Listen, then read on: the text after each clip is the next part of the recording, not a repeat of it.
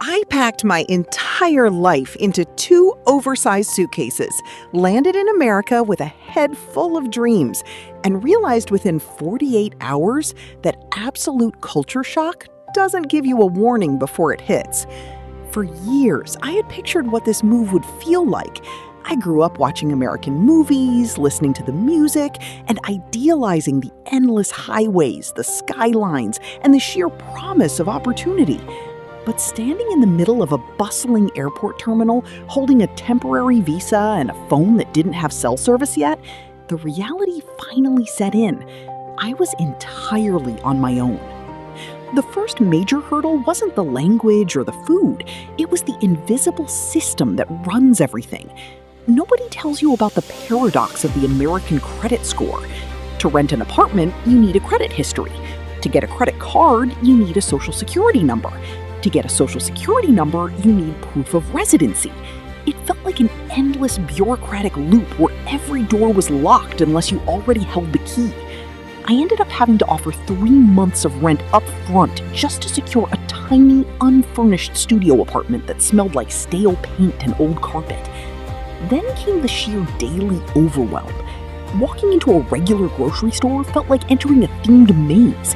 Choosing something as simple as cereal or laundry detergent meant staring at a wall of 50 identical options for 10 minutes.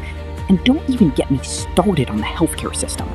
The first time I felt sick, I spent 2 hours terrified to go to an urgent care clinic simply because I couldn't figure out what my copay would be or whether the doctor was in-network. Beyond the logistics, the deepest challenge was the quiet loneliness. Back home, my identity was tied to my family, my longtime friends, and years of shared history. In America, nobody knew who I was. I was starting from an absolute zero baseline. There were evenings sitting on the floor of my apartment, eating takeout out of a cardboard box, where I genuinely questioned if I had made the worst mistake of my life. But slowly, the shift happened. You start learning the unspoken rules. You figure out how to navigate the system, you get your first local credit card, and you build a routine. You meet colleagues who invite you over for Thanksgiving, neighbors who teach you local slang, and fellow immigrants who understand every single frustration you've experienced. You realize that the grandeur of the country isn't just in its iconic landmarks, but in the incredible diversity of people who are all trying to carve out their own path.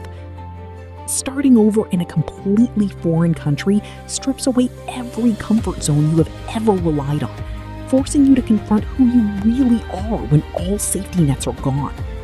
It teaches you that true adaptability isn't about never feeling lost, but about having the grit to keep figuring things out one day at a time. Moving across the world might not look like the seamless fairy tale from the movies, but the confidence you gain by building a life from scratch is something no one can ever take away from you.